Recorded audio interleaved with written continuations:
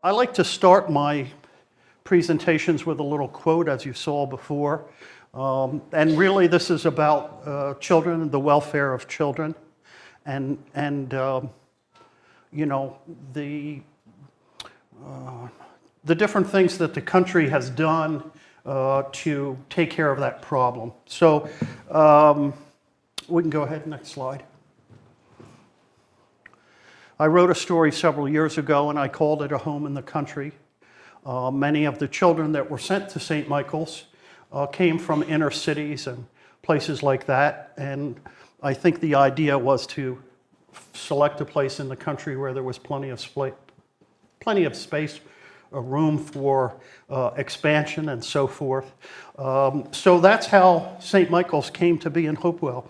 I've collected quite a few images that we're going to show tonight. I wanted to give a little credit for where they came from.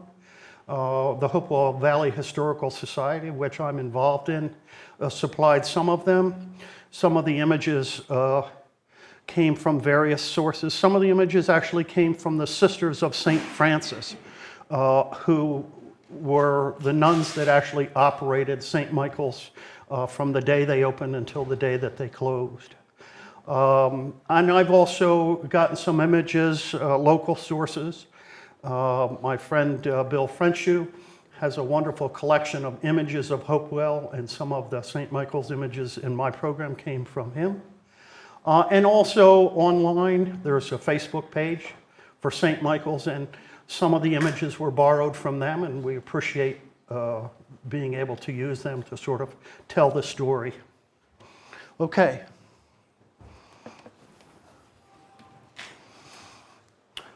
Many of us are familiar with this poem. Give me your tired, your poor, your huddled masses, yearning to breathe free, the wretched refuge of your teeming shores. Send these, the homeless, tempest-tossed to me. I'll lift my lamp beside the golden door. And for me, the key here is that last phrase, beside the golden door. For many who came from Europe and places to America, this was the golden door. This was the place where, you know, they would be able to prosper, they would be able to grow, to be able to raise a family. And so for many, that was the impetus for them to come to America. And of course, the Statue of Liberty was one of the first things they saw. And in 1903, a plaque was created with this poem and put inside the pedestal where it remains today. So I wanted to use this as sort of set the stage for people coming to America and looking for a better life in a better way. And what happened, next one.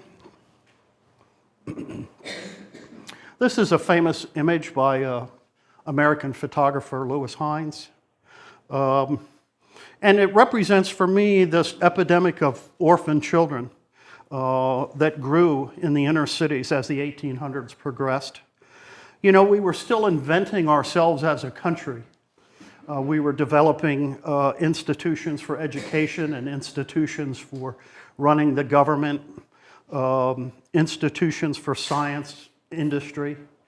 However, the problem of what to do to the children was a difficult situation. And the rate at which children became homeless grew by leaps and bounds. It was really almost an epidemic.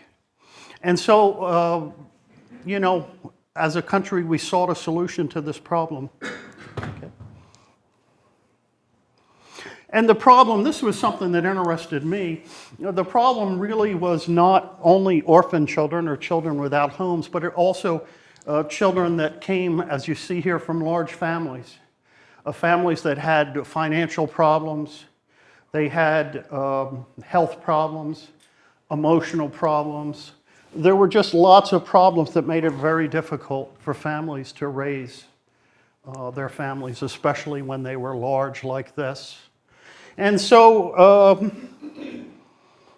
the idea of the orphanage came to be, okay? This is such a horrible photograph. 3 little children huddled, sleeping on a grate in New York City, trying to keep warm. without parents. It was a big problem. I really can't stress that enough. So the Catholic Church, along with many other organizations, stepped forward to try to come up with a solution. So they wanted to try and change scenes like this, okay, to scenes like this. I read that in 1900 there were close to 1,000 orphanages in this country. Perhaps 100,000 kids this involved. There were county orphanages, there were Catholic orphanages, Protestant, Jewish, non-sectarian children's home run by private charities. There were a lot of organizations, a lot of groups that were trying to solve the problem.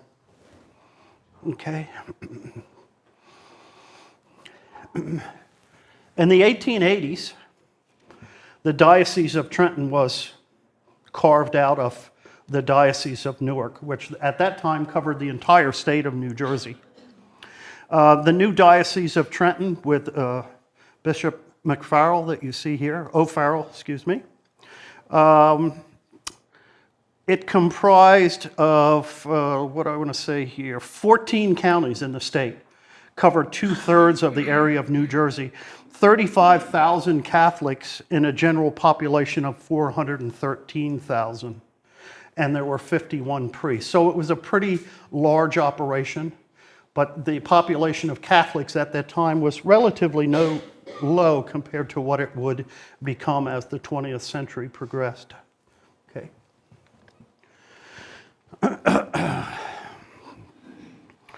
In the early 1890s, Bishop O'Farrell envisioned a home for these orphanages that he hoped would solve the problem for the diocese.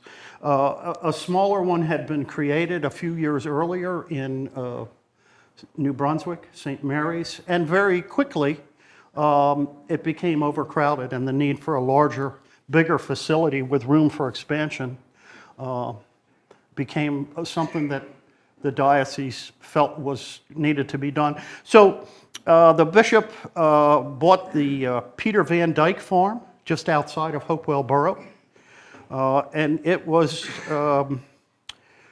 let's see, I think about 195 acres at the time, that farm. And you can see here in the center of the screen, P. Van Dyke with the acreage, the driveway in the back. This is Beedens Brook here. And so you can see this is Broad Street. This map is from 1875, a little bit earlier, but it shows the area, it shows the farm. But Bishop O'Farrell never lived to see his dream come to fruition. He died. And in his estate, he earmarked $60,000 for the construction of this home on the farm that had been purchased. Okay.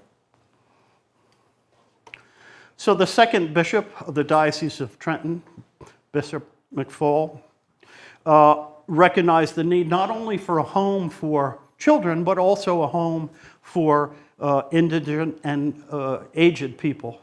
Both of those were getting to be a problem. The Catholic Church took it upon themselves to come up with a solution for both. And this is one of the interesting connections that I found with this process, is he worked along with Colonel Daniel Morris, who was pretty well known, a Civil War hero and banker in, thank you, Atlantic City.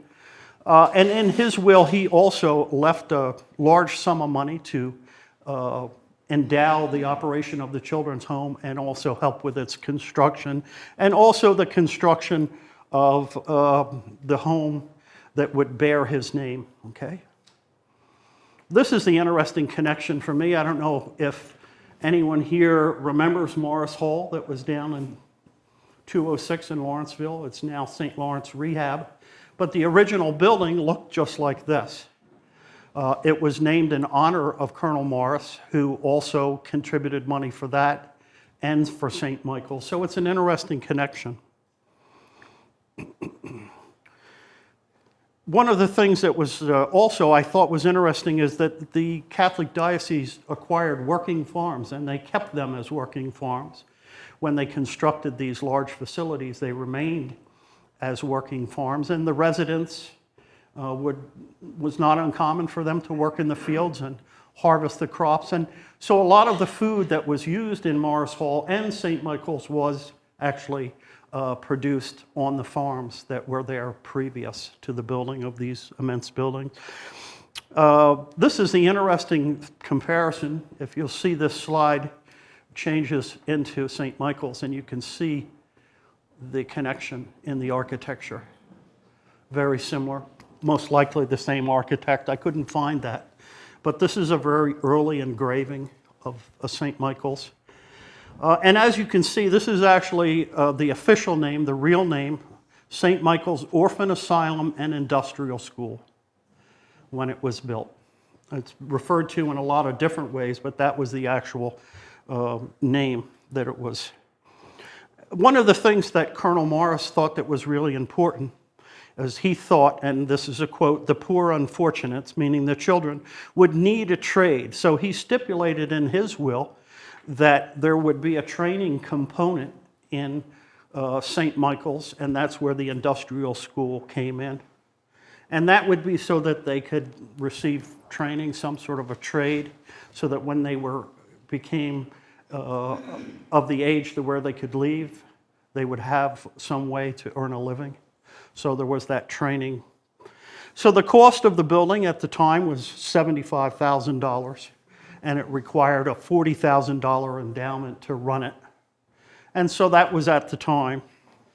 Next. This is an aerial photograph that shows the property. This came from my friends at the DNR Greenway. And as you can see, if you go to the next slide, Hopewell is in the background. What I've done is I've turned the actual property into a black and white, just to give you an idea of the size of it. And if you look at the size of this compared to the size of Hopewell, and of course Hopewell goes out this way a little ways, but it's a pretty sizable lot.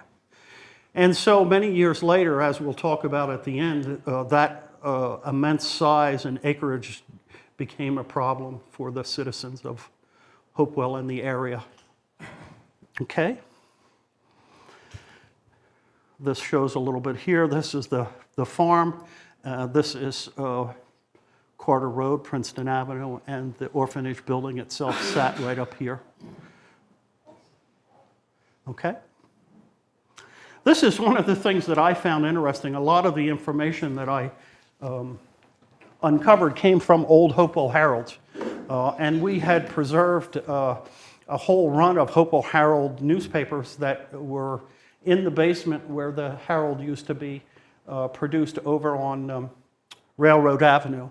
When the Packet bought the newspaper, the old Hopewell Valley News, they moved them out of the building, and Ruth Luce, the editor at the time, mentioned to me the old newspapers that were in the basement. And so a group of us went up there, and we were able to get a hold of those old newspapers. It was a stack of probably about this high.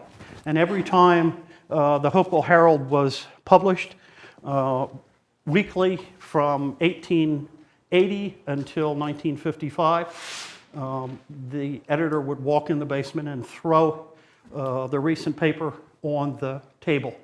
And so as the years went by, that stack of newspapers became about this tall. So we were able to go up there and save it and bring it out. And a few years later, it was microfilmed by the State Library, part of a big project throughout the country. And ultimately, the newspapers were digitized, and so now we have access to them online.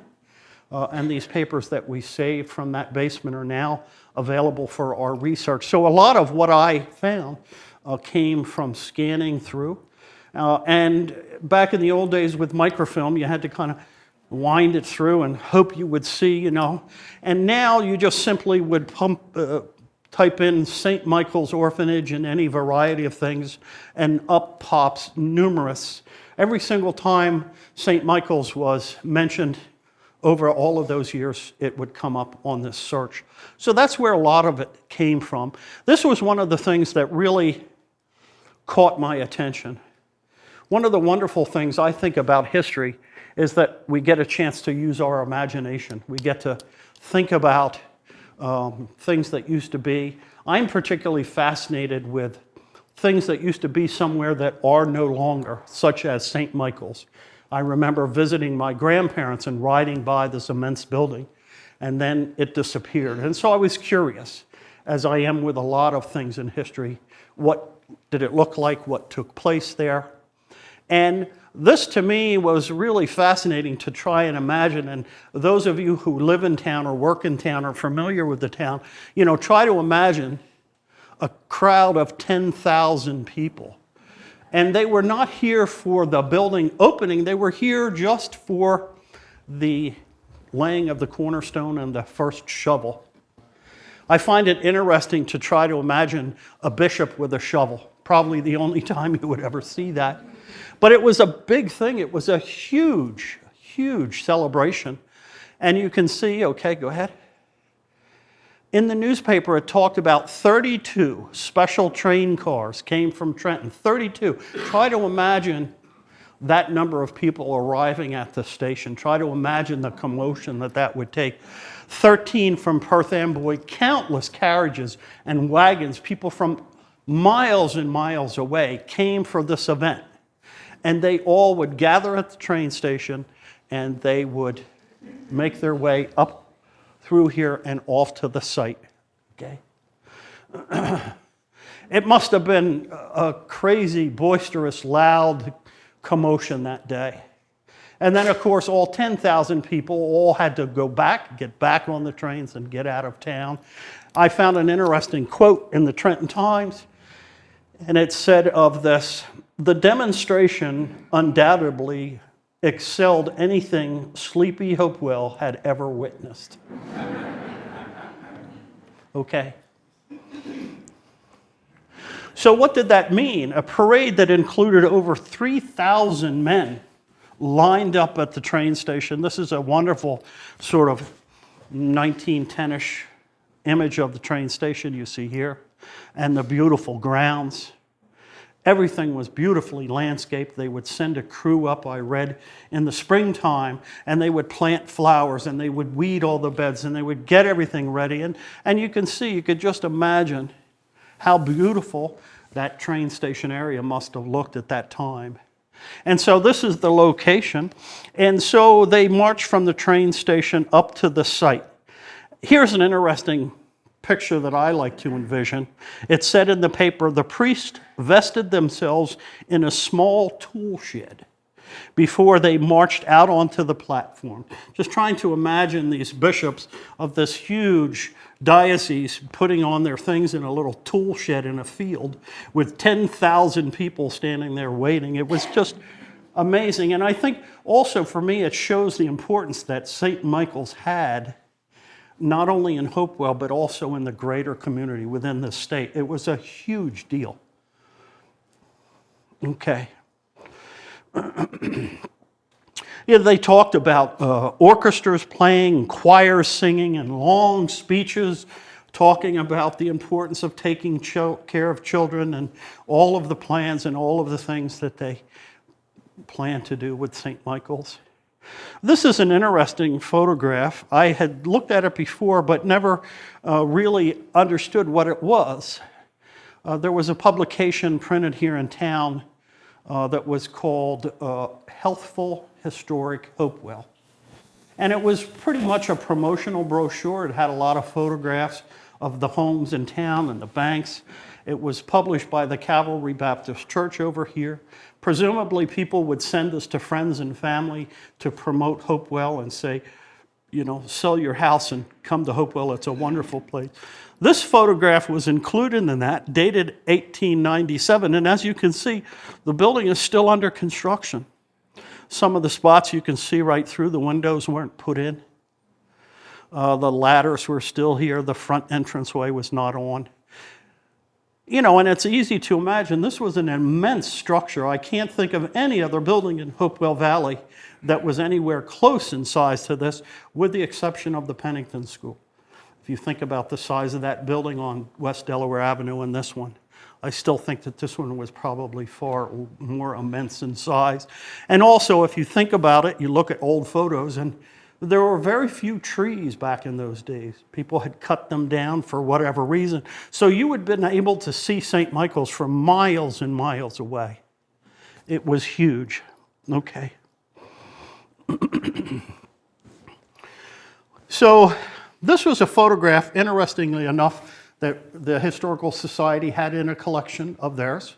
And it was the Frisbee family collection. And it was a group of probably 700 photographs that we were able to preserve and put into our collection. And there was one photograph in that Frisbee collection of St. Michael's, which is this one. It's been used many times. And it's interesting. You can see that it's freshly made. You can see the wagon. And the thing that interested me was this little canopy that looked there. And we wondered, was this opening day? We really didn't know. I found an account in the newspaper. And they were trying to give an idea of the size and the importance of it. And in the description, they talked about the marching bands, the choirs, the drum and bugle corps from all over the state. And in it, now this is the dedication after the building has been up, and in it they describe this special canopy and the flag on the front of the building. So based on that newspaper account, we were able to in fact, confirm that this was opening day, and that's the only time that that canopy was there. So it's an interesting way to do cross research from one to the other to give you an answer on when a photograph could have been taken. I was excited to find that and make that connection. One of the things that fascinates me and makes me curious, this is a detail of the top of the building. And as I've done my research and looked at this building countless times and tried to imagine, I tried to imagine what was in that top floor. What was that up there? You know, was this a special room? Was that where the head sister stayed? I really don't know, but I'm just fascinated to try and imagine what that must have looked like, and also, more importantly, what the view out the top of that building from those upper floors must have looked like way back at that time period. So maybe someday I'll find out, or someone who was there somehow made it to the top floor and could describe it to me, but I'm just fascinated. Okay. So here's a little bit better of a view. This is one of the images that came from the Sisters of St. Francis, who ran St. Michael's the entire time. They also ran Morris Hall from its construction in the early 1900s all the way up until 1981. And so they spoke to the archivist out there, and she was nice enough to send me some images, and this is one of them. I'd never really seen it. The building is done, the property is landscaped, the water tower is in the back. One of the things that I found really interesting to me is I read that at any given time, no more than 10 or 20%, according to the source, no more than 10 or 20% of the children housed in these places, like St. Michael's, were actually really orphaned. So there were many children who were there that did not have parents, but there were also quite a few orphans that came from those families with difficulties, financial. It was not always a good situation. There might be, the state would find that the parents were not fit to take care of their children, and they would send them here. I read an account that for me was really very touching in this whole process. And it described a man who had 9 children, and his wife died. And he just somehow knew that it would be impossible for him to take care of these children. It would be impossible for him to work and take care of that. So he put his 9 children in a car, drove to Hopewell, pulled up to the front gate, went into the front, had a few words with the nuns. The 9 children got out of the car, took what they thought was a tour. The father got back in the car and drove away. And that was it. And I'm sure that happened many, many, many times. And very often, from what I read, the parents would come back. Sometimes the situation would change, or their health would get better, or they would get a job, and the parents might come back and take them. Not always. And very often, the parents were able to visit on weekends, different things like that. But there were lots of stories. Stories of children that had difficult times, and stories I've read of children that had a wonderful time. If it's hard to believe. People that went on to be success and would come back year after year, would bring presents for the orphans because they had once been, and they felt that that was how they were able to go on in life because of this, because of the horrible experience they had had at home, whatever it happened to be. So they would come back. So there's a lot of stories here. One of the things that happened almost right away is they ran out of space. They needed more room. They needed to accommodate more children. So one of the benefits of being on a large farm is they had lots of space. They had lots of land that they could build on. So in 1905, the newspaper announced that a chapel would be built, and it would form a T from the original building. So the chapel was built in the center section in the back and went into the back. The newspapers give quite a bit of description about this chapel. It talks about underneath of the chapel was a large dining hall and a reception hall for visiting parents. And they also mentioned a new engine room and a most up-to-date modern steam laundry. So it was always growing. It was always expanding. It's interesting for me to take note of the population at St. Michael's at different times and sort of make connections to the economy and the country in general. And of course, the highest population of St. Michael's, 418 children, had a capacity of 450. 418 children in 1944. So what does that tell you? Okay. Another interesting aspect of it was the incredible numbers of babies that the state would send for whatever reason to St. Michael's. So by 1914, in an effort to handle this just exploding population of babies, they built an addition off of the north end, which is right here. And you can see, I mean, look at the size of it. It's huge. And this is what the newspapers refer to as the baby building. So that gives you kind of an idea of the difficulties at that time with societies and small babies. So it was also referred to as the girls' wing. It had additional rooms for the girls at that end. Next.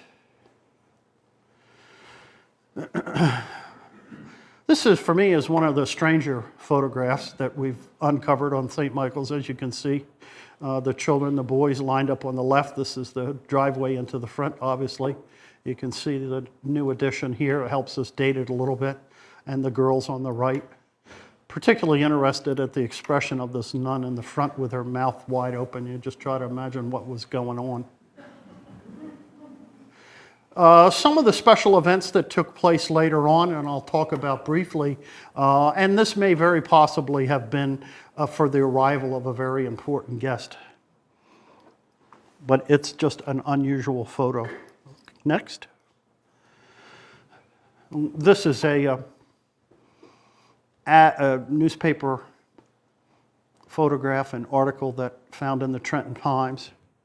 And so in 1931, 2 years into the Depression, the board of directors of St. Michael's, and that's how it was run. There were a board of directors that oversaw the welfare of the children coming and going. That's the placement and also a finding of foster homes and places for the children once they became of age. So again, right after the Depression, right in the midst of the Depression, right after the crash of '29, they felt it necessary. And so another huge addition was built at the far end of the building, and that was referred to as the boys' wing. Okay? This is a photograph, again, that came from the nuns. It's interesting to really look at, as a group, the content of the photographs from the nuns. There was a publication that they sent to me, and I'm pretty sure that some of these photographs were used in that publication for promotional reasons. But it almost has a park-like quality to it, with the landscaping and the grand sweeping front driveway and all of that sort of thing. Next.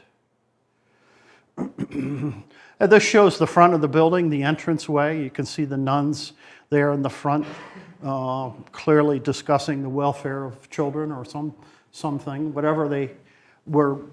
The book, I think, was used for fundraising. They were constantly running out of money. They were constantly underfunded. I read stories of, nuns, their only transportation was a horse and buggy.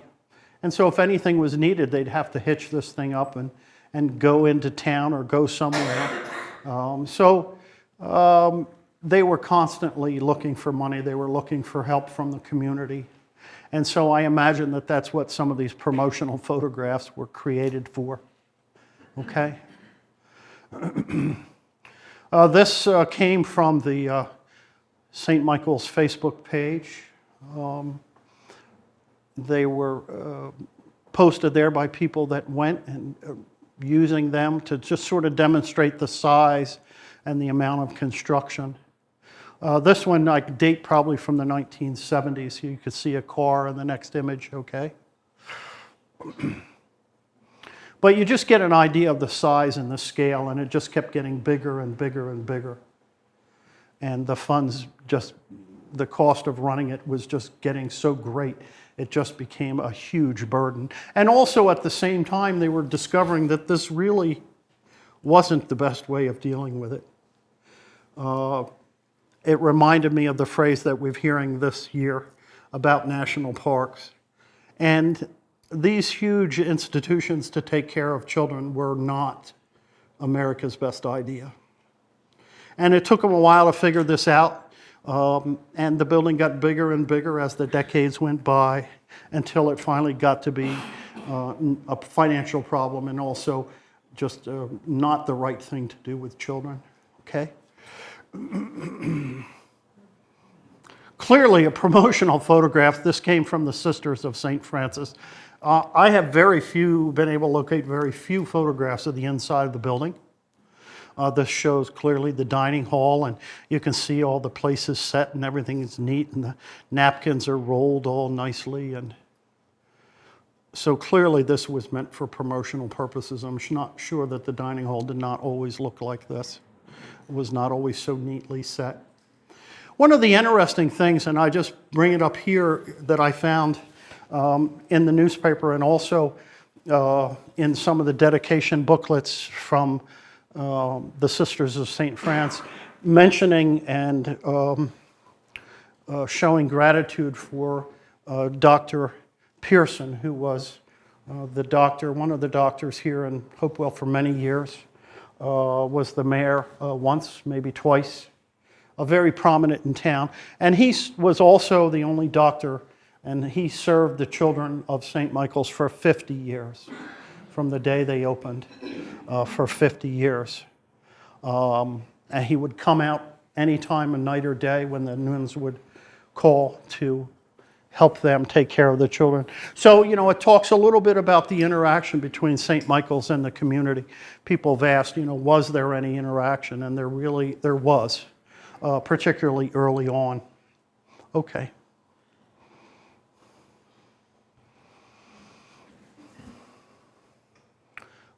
This was, again, from the nuns, the gardens in the front.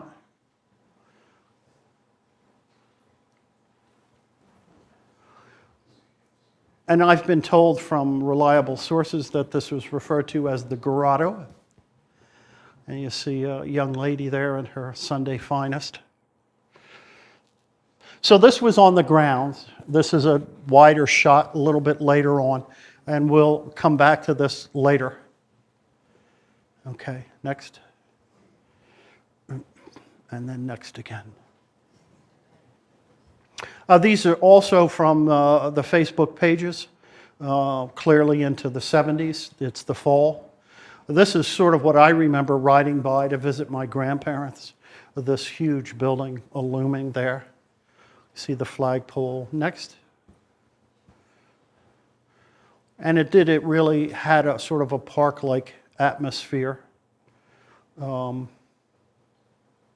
right up until the end, okay? Just really want to give everyone an idea of what it looked like. I didn't go there. I know that many of you in the audience did go there. Different things had different purposes, the grotto and so on and so forth. Just really trying to collect images and give people something to fix in their mind.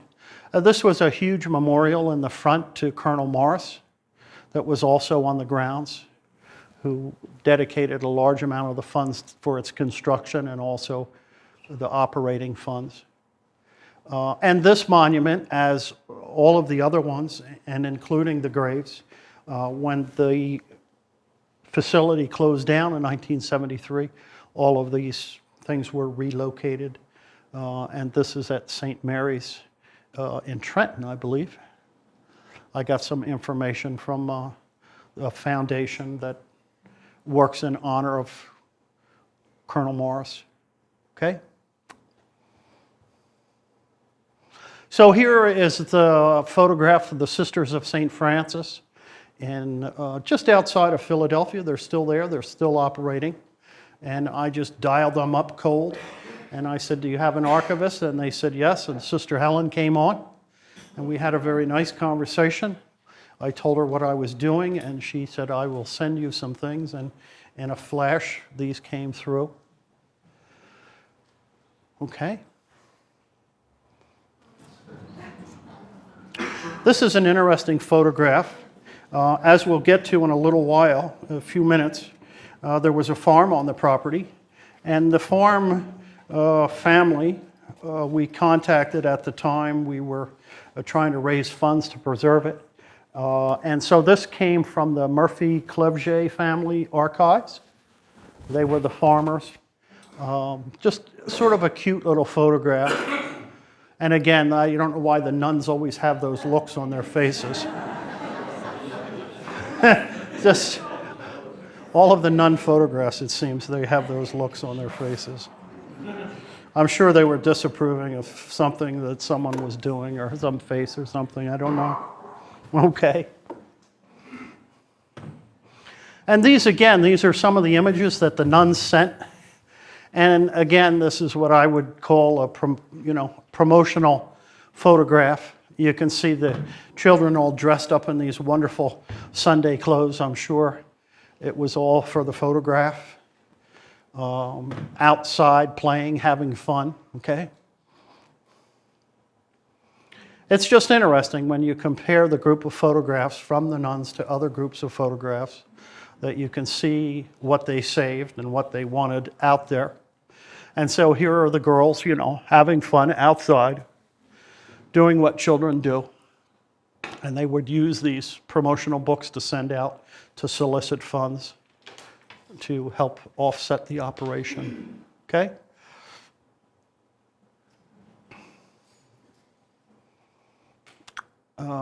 I'm pretty sure that the children did not look this way every single day. I think it was all for the photograph. Okay? Special events. We came across a lot of articles in the newspaper about some of the fun things that the children were able to do. And one of them, this is a pavilion out in the back. They were all lining up here. You can see in their fine clothes getting ready to go on a trip. And one of the trips that they took, which I thought was sort of interesting next, Quite a bit of mention of it in the Trenton papers and the Hopewell papers. The children en route from the home for a river outing. And so the outing was they arranged for special trolleys to be sent to Hopewell. It was all sponsored by the Trenton Times newspaper, and they took the children from St. Michael's and a couple other children's groups in the Trenton area and brought them by trolley down to the river, okay? And they all boarded the steamer Columbia at the docks in Trenton and went down for a day of fun at a place called Burlington Island. I don't know if any of you ever heard of it. I did a little research and it's pretty amazing what was there. There's nothing there now except for the island. But the article, it's sort of interesting when you read, this is a quote from the Trenton Times in the article that you see here. Next. There may be hard knocks and cruel jostling from the world that does not care. But in spite of this, there will be fond memories in the minds of 400 tots. This is my favorite. Of one perfectly happy day when they sailed down the beautiful river to an enchanted island.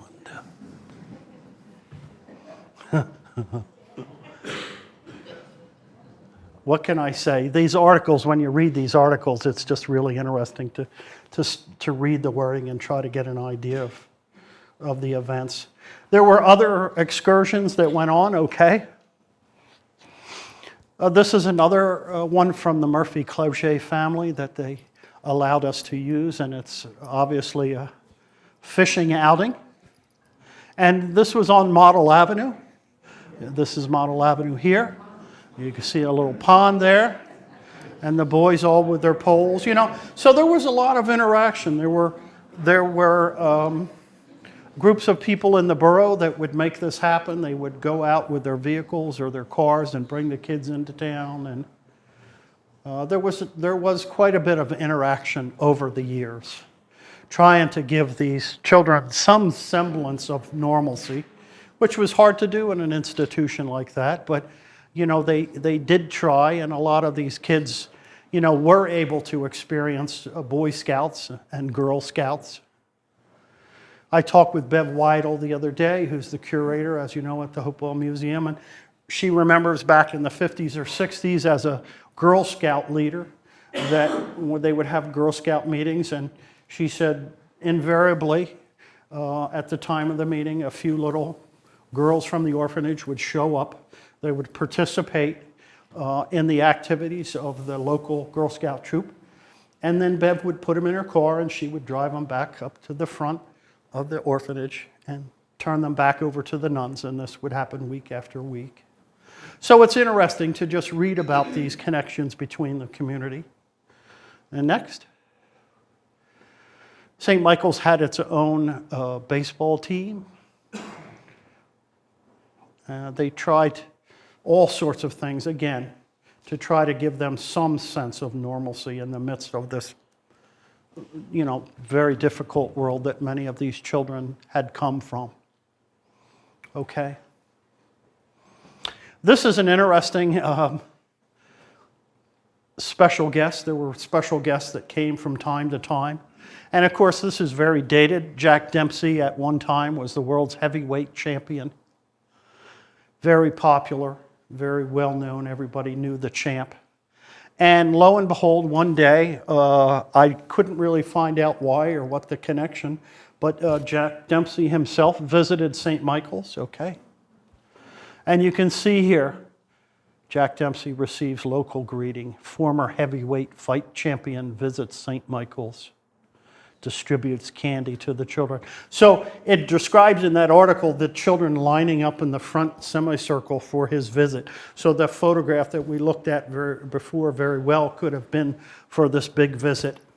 It's really interesting reading the, go ahead the next, reading the accounts, but here's the champ swinging in there.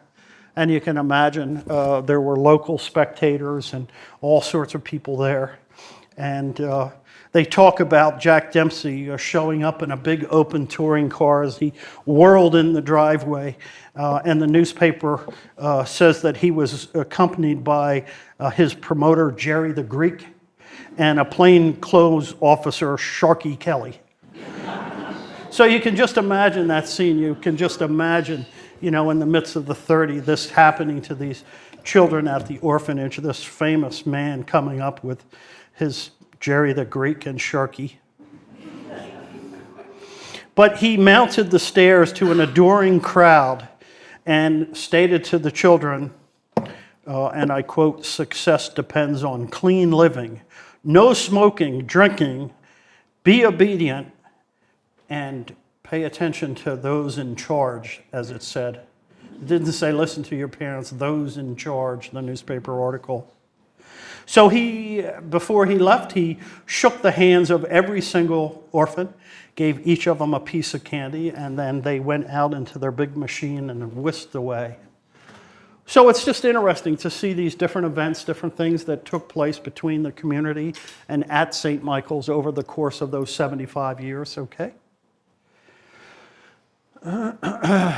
By far the most interesting story, and it's really a story within a story, of St. Michael's was the St. Michael's Orphanage Band.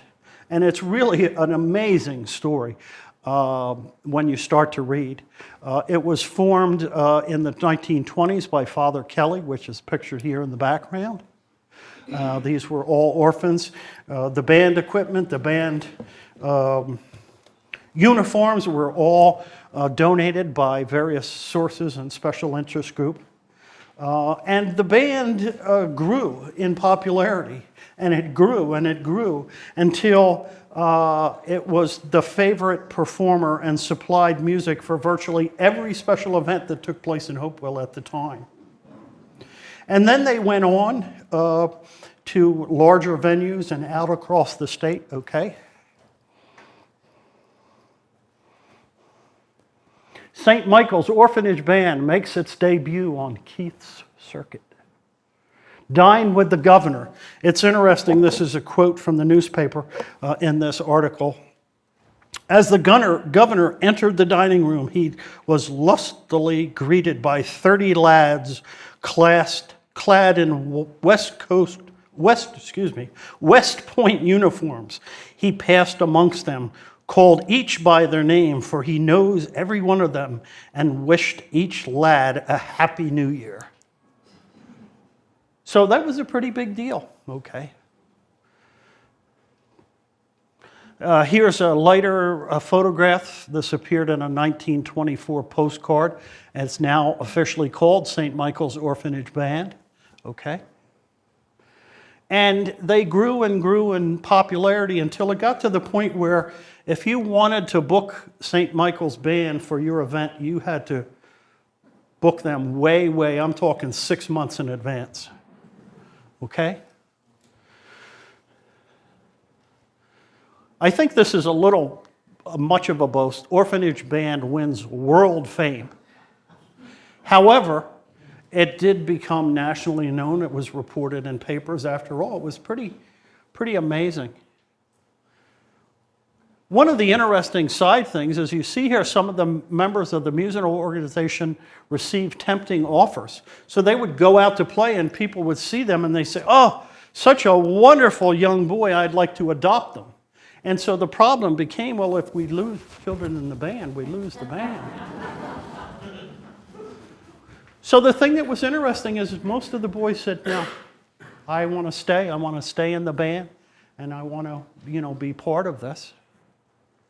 And of course, the thing that was interesting, and I found this a little bit later on, that as they were playing and as they were being booked in all of these places across the state, including New York City, the payment went right to the operation. Of course, the kids didn't get any of the money, but it supplied quite a bit of income to the orphanage.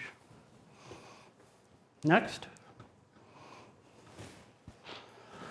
This was an interesting one, 1924, Orphanage Band to play Saturday night.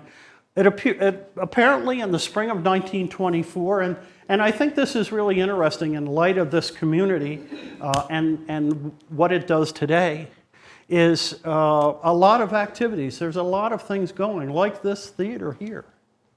So they talked about, at that time, they organized what was called a music week. And all during the week, there were bands and choirs at one church and the next church, and then they would be here, and then they would be there. So the citizens had all of these different venues and programs to attend during that week. All this sort of cultural going on, I thought was really fascinating. And then, of course, the culmination of the big week, the big celebration, was the Saturday night concert by St. Michael's Band. And the newspaper describes how the band set up in the center in Broad Street and Greenwood Avenue, and that the crowds lined both sides of the street, all the way from Blackwell to hundreds of feet south, west of Greenwood. The crowds were packed, waiting to get a chance to see the band. And they said the machines, meaning the cars, were parked for blocks in either direction as people came from all parts of the valley to witness this. And my understanding is the band was very moving. They were not just good, they were really good. And people were amazed at the performances and the way that these young boys had a master of their instruments at such a young age. It was really quite a phenomenon. Okay. So then we go all the way up to 1934. This is 10 years later, and they're still at it. So it was a big thing. It didn't last forever, I think a few more years, and then Father Kelly, I think, retired, and that was the end of it. But it was a big time for a lot of the kids out there. Okay. And of course, I know there are several in this audience who I happen to know very well that attended a parochial school out at St. Michael's. So they were called the townies, the town kids. And the parents would send them to St. Michael's for their elementary education. And so here's a photograph that, again, I found on the website, 1932, graduation day. And this is, of course, the front steps. So these were presumably town children or non-residents on a graduation day. Next. 1937, the same thing, graduation day. You see all the young people have their little diplomas, and the nuns standing there beside them, all proud as they could be. Next. Fast forward, 1967, still at it. This came from my friend Jim Devlin just the other day, dug it out of his personal family archives. Next. But it really gives the size of the building, and there he is on the left, proud as can be. Little Jimmy. It looks like his sister has fallen asleep there, I don't know. But again, it just shows the continuation of this community connection between St. Michael's and Hopewell Borough, okay? Country air, I just talk about this for many of these children from inner cities that had lived in pretty bad situations. To be able to come out and live on a farm was a very different environment. Okay? These are some of the shots of the orphans. These again came from the St. Michael's Facebook page, and I thank them for allowing me to share them with everybody. Girls playing baseball, you see the fields there in the back. So there was a lot of outdoor activities. Okay? Baseball. You see the farmland there in the background. We'll talk about that in a second. Next. Riding the bicycles. I found lots of accounts where organizations in Trenton and places like that would raise money to buy bicycles for the kids at St. Michael's, and they would bring them out. They would have an opportunity to ride around in the back with these donations. They were really dependent on these extra things from these special groups to give them the money. Okay? The playground equipment, again, later, this is back in the 70s, things are starting to grow a little old, and the swing sets are starting to deteriorate. Things are starting to run down. It's becoming increasingly difficult to run something of this size, okay? Another shot, but it shows the farm. Yeah. Next. So the farm. We just talk about this briefly, okay? We talked about how these were working farms, okay? This is a 1948 aerial shot. Click, okay? And you look in the back right, and there was the farm. It was a working farm. They had as many as 300 acres in cultivation at various times. Next. And these photographs came from the farm family that lived there. This was the farmhouse. I don't remember the farmhouse. I don't know when it came down, but this is a shot of the farmhouse, okay? And this is Mr. and Mrs. Murphy, who were actually orphans at St. Michael's. They met at St. Michael's. They got married and went on to run the farm, raise their family there. During the effort to preserve St. Michael's, when we were at the DNR Greenway, members of the family came forward. There, an article had appeared that said that the orphanage had closed and that the land sat dormant for all those years and nothing happened. In response to that comment, a member of the Murphy-Cloutier family contacted us and said, oh no, it was a working farm, it was a large dairy farm, and even after St. Michael's closed, the family continued. This woman that contacted us, her father was a farmer, and along with Mr. Eichinger, some of you may know, worked that farm for many years. Very fertile land, and so this is some of the shots that the family shared with us of the farm, okay? And this is the kids on the farm. My understanding is this young lady went on to marry Frank Cloutier and raised her family on the farm. And along with a cousin, they managed the farm for many, many years. Okay? This is a shot that was in there that just sort of appealed to me from a photographic standpoint. Not the type of photograph you would typically see in the 30s, but just a random shot out of a second-story window. And you can see Dad and the boys sitting here on the running board of their 38 Ford or some such, talking, getting ready, another car in the background here, and the farm wagon. Just shows you just a sort of a slice of farm life on the St. Michael's farm, okay? And again, these were farm hands. It was very, it was hard work. It was a big farm. There was a lot going on. I'm going to see here the facts and figures on the farm sort of surprised me. It was a first-class dairy operation. They had 60 cows, 40 sheep, and 4,000 chickens. That's a lot, okay? I'm not a farmer, but that seems like a lot to me. Next. So there were a lot of shots of working the farm that are really fun to look at. Old horse-drawn piece of farm equipment here. This is probably, again, from that same 30s time period. Next. And this is a working shot. You see now we have a gasoline-powered tractor and the farm hands up on the hay wagon there. It's just interesting that they took the time to make these photographs. Next. This is one of my favorite family portraits up on the top. It's just a great shot. And the woman that contacted us was very emotional about her family's connection to the land and the farm, and that they had spent their entire lives working hard, and the kids pitched in, and even the orphans at times would go out to the farm and help out, do different things. I even read a comment by a woman who lived in town here, and she said on the weekends sometimes for fun she would go out and work on the farm and help with the chickens and do different things because she thought that was fun. So again, next. So this is the aerial shot.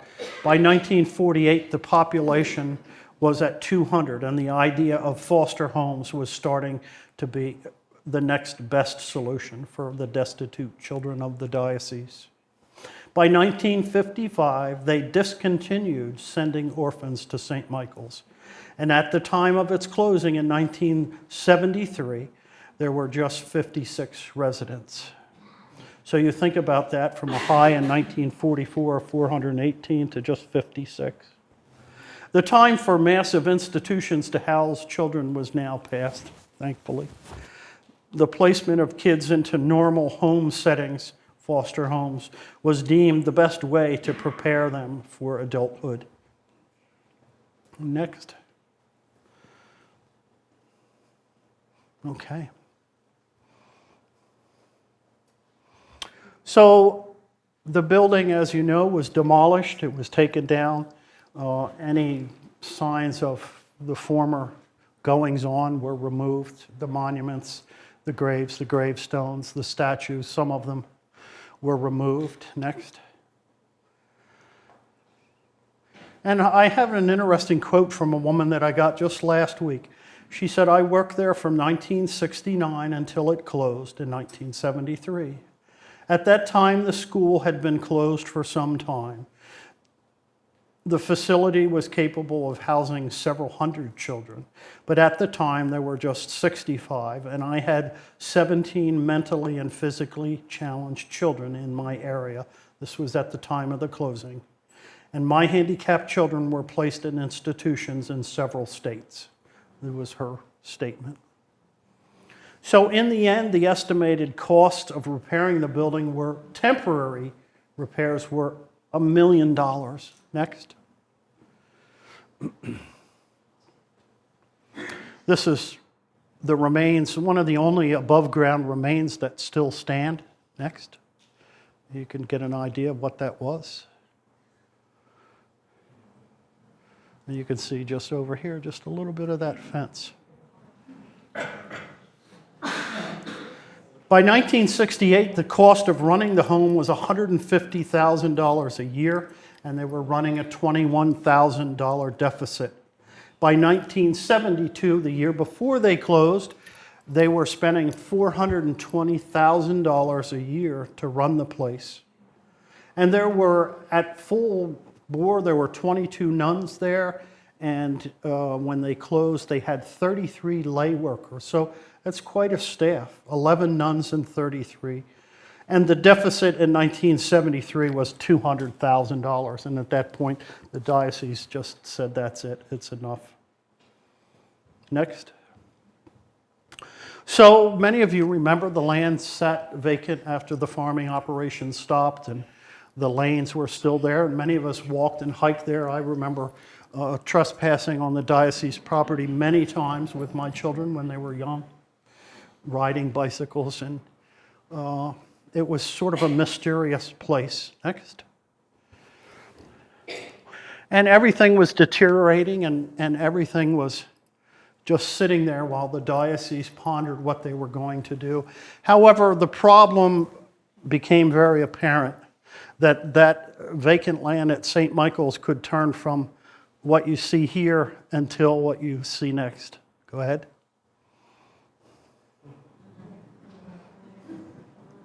So we estimated at the time that the potential for that land would have doubled the number of houses in Hopewell. That you could have fit 1,000 homes out there. And the threat to this community, the threat of the change, the threat of losing its small town character was more than people could really bear. The DNR Greenway stepped in, and an offer was made to buy the land. Go ahead. And this was one of their plots from the time, so this is 2008. You can see here the land and some of the plans they had and the fundraising. Many of you here probably remember were involved. There were parties, there were dances, there were all sorts of fundraising things. We even remember there was a little young girl that went door to door with a little container and collected coins to preserve St. Michael's. It was quite an event. It was quite a time. I remember it clearly. An interesting thing that I just recently found out and that I will point out, if you look at this map, you can see this little section here in the front. And that's where the diocese, the St. Michael's building, that little block was not sold by the diocese, was not part of this, and the Diocese of Trenton still owns that. So many of us thought that the whole thing was preserved, but that's not really the case. Next. You can see the fundraising event even made it into the New York Times, talking about the deadline the diocese have put in place for the Greenway to raise the money. It was a big push. It was a push to the end. Deals were made, and local partners were the state government and the county government and local government, all of these people putting money together to buy this land. And when all was said and done, about $3 million had to be raised by private funds. So I can remember the last couple of days working out at the Greenway from their offices over there, and people just coming through the doors with envelopes and checks and money. You know, I remember somebody came in and was in a big hurry. They gave me an unmarked envelope and they said, "Here, give this." And inside the envelope was a donation of $1,000. And they just wanted this land to be saved. It was really something. If you all that were here at that time can remember, it was quite a feat. And the community really came forward to make this happen. And it was just a very special time, okay? So here's the land today. I was fascinated to learn that one of the important applications for drones will be surveying open space, open lands, looking it over. So these shots were taken, I just got these recently from the DNR Greenway. And they hired a man to come in with a drone and photograph. So this is the front lot where St. Michael's, this is Princeton Road. Here's the new parking lot. Here's the site of the old farm. Next. It's a wonderful piece of property. And despite the fact that there were a lot of difficult times for people at St. Michael's in the orphanage, there's a lot of mixed emotions. Some people feel one way strongly, the other. You know, the land has come, you know, it's a happy ending, I think. It's a very special ending for the community to have this as a facility, and it's very exciting. The plans that the DNR Greenway has, some of the things that have taken place there, of course. Next. This is a wonderful spot, and if you have not visited here, I would strongly recommend that you do it. Called the Charles Evans Overlook. It's a wonderful spot. You can hike there from the parking lot, or you can go over and approach it from Aunt Molly Road. You go up a pretty steep incline and you come out, and it's just a beautiful place to come sit and ponder the beautiful community that sits nestled in the valley there. Okay, next. Well, this is the view from up there. You see the old barn and the community steeple from St. Alphonsus. And I would suggest that if you go up there and you sit there long enough and look at that silo for long enough, you might realize that for some reason that silo is twice as tall as it really needs to be. And you might be able to figure out why that is if you sit up there long enough. Okay, next.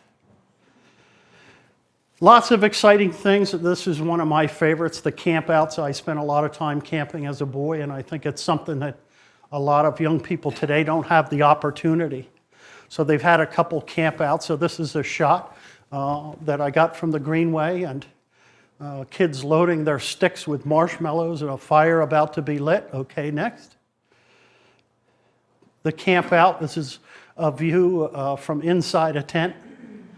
And I just think that's such a wonderful thing. I think it's a wonderful thing for kids and families to be able to do together right here in their own community. Camp out. There's nothing like waking up a tent early in the morning. Maybe the smell of the fire and making your food and so forth. Next. Even concerts. This happened just recently, part of the 125 celebration. The operation of, I don't know how many bands were there ultimately, but it was quite a night. Lots of band, lots of excitement, lots of goings on, you know. So it continues to be a wonderful resource for the community. Next. And this is my last slide, and this is the thing that really appeals to me the most, was just the benefit for the children, the next generation coming up, to have this nature preserve almost directly across from the school. Ways to get out and walk and understand and learn about nature, and most importantly, to learn why it's important to preserve nature and to preserve the planet and the environment. So it's really a wonderful opportunity for the community. It's a long history, but it's a history that now will continue on. Okay? Thank you all.